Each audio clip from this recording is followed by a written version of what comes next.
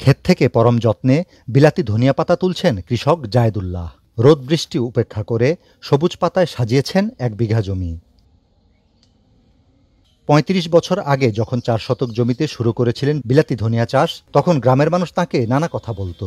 বাজারে শাকের মতো দেখতে উদ্ভিদটির চাহিদা না থাকায় দামও ছিল কম। ধীরে ধীরে পরিচিতি বাড়ে, নিত্যদিনের খাবারের পাতে জায়গা করে নেয় বিলাতি ধনিয়া। চাটনি ও ভর্তার পাশাপাশি অন্য তরকারিতে মশলা হিসেবে ব্যবহার করা হচ্ছে বিলাতি ধনিয়া। যেটা নিয়ে প্রথম আমরা সাপ্লাই করি, তখন এটা মানুষে জিজ্ঞাসা করছে বাজারে নিলে যে এটা কি, কইছি যে এটা বিলাতি শাক, কি করে যে এটা ভাজি করে খায়। এইভাবে এটা 2 টাকাতে নিয়ে 3 টাকা 4 টাকা এর ভাবে বিক্রি আমরা সেল করছি। সেল করে গিয়া আজকে এটা মনে করেন 150 টাকা কেজি আমরা বিক্রি করি। হ্যাঁ, লাভ হইতেছে ইনশাল্লাহ, দোয়া আপনার দোয়ায় বিস্তর লাভ হয়, লাভবান আছে। এটাতে কোনো লস নাই, কিন্তু ফসিল দিয়ে আমরা আগাইতে পারছি না, কিন্তু এটা দিয়ে আমরা ভালো কিছু আগাইছি। নরসিংদীর বেলাবো উপজেলার বটেশ্বরের কৃষক জায়েদুল্লাহ বিলাতি ধনিয়া পাতা বিক্রি করে কিনেছেন বিঘেখানেক জমি, দিয়েছেন ঘর, পাশাপাশি ছেলেমেয়েদের করেছেন শিক্ষিত। গ্রামের আরও অন্তত ৫০ জন চাষির গল্পই এমন।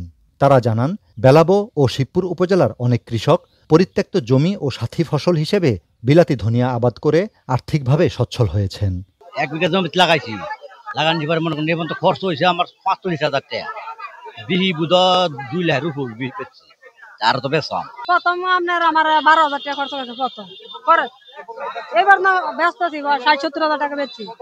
এই জমিতে যদি বেগুন, বাদাম অথবা আদা, কচু চাষ করতো, তাহলে হয়তো ২০ ঘন্টা অর্থাৎ ১ বিঘা জমি থেকে তারা ১ বছরে হয়তো ৫০ বা ৬০,০০০ টাকা আপনার পেত। কিন্তু এখানে যদি ধনিয়া পাতা আপনার চাষাবাদ করে, তাহলে দেখা যাবে ৫ থেকে ৭ লক্ষ টাকা তারা আয় করতে পারে। আমরা নিজে করি, আর তারা অনেক চাকরি মানুষের করতেছি, এটা করলে এটা লাভবান হবে।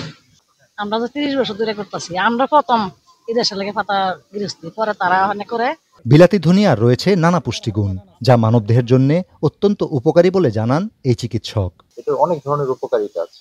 সবচেয়ে বড় উপকারিতা সেটা হচ্ছে যে আমাদের পেটের যে কোষ্ঠকাঠিন্য থাকে এবং পেটের ভিতরে যদি কোনো ইনফেকশন বা প্রদাহ থাকে, সেটা কিন্তু এই ধনিয়া খাওয়ার মাধ্যমে কিন্তু আপনার প্রদাহ থেকে এবং সেই কোষ্ঠকাঠিন্য থেকে কিন্তু আমরা মুক্তি পেতে পারি। এছাড়াও এই ধনিয়ার মধ্যে 3 ধরনের আপনার ভিটামিন পাওয়া যায়: ভিটামিন এ, ভিটামিন সি এবং ভিটামিন কে।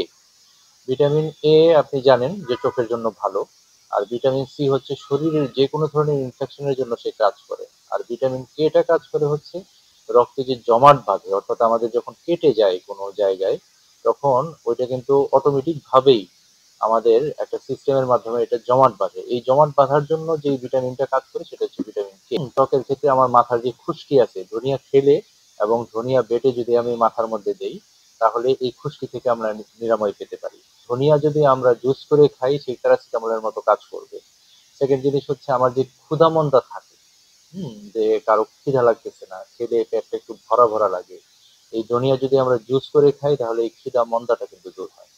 বিলাতি ধনিয়ার আবাদ শুধু কৃষকদের ভাগ্যেরই পরিবর্তন করেনি, বদলে দিচ্ছে উপজেলার অর্থনীতির চিত্র। উনি ১ বিঘা জমিতে বিলাতি ধনিয়া চাষাবাদ করে প্রায় ১ বছর ৩ লক্ষ টাকা আয় করেছে। এইটার চাষাবাদ হয় ম্যাক্সিমাম হচ্ছে পতির জায়গায়। এর মাধ্যমে আমাদের যে কিছু পতির জায়গা আছে, অনাবাদি জায়গা আছে, এগুলা আবাদের আওতায় এসেছে, এবং আমরা কৃষকদেরকে এই বিলাতি ধনিয়া, আদা এগুলা চাষাবাদে উদ্বুদ্ধ করতেছি, যেন এগুলা চাষাবাদটা বাড়ে। তার মাধ্যমে আমাদের উৎপাদনও বাড়বে এবং কৃষকের যে অর্থনৈতিক সাফল্য, সামাজিক অবস্থান, সেটা দৃঢ় হয়। কৃষি সম্প্রসারণ অধিদপ্তরের তথ্যমতে এবছর বেলাবো ও শিবপুর উপজেলার ৫৫ হেক্টর জমিতে আবাদ হয়েছে বিলাতি ধনিয়া। বদরুল আমিন চৌধুরী, স্টার নিউজ, নরসিংদী।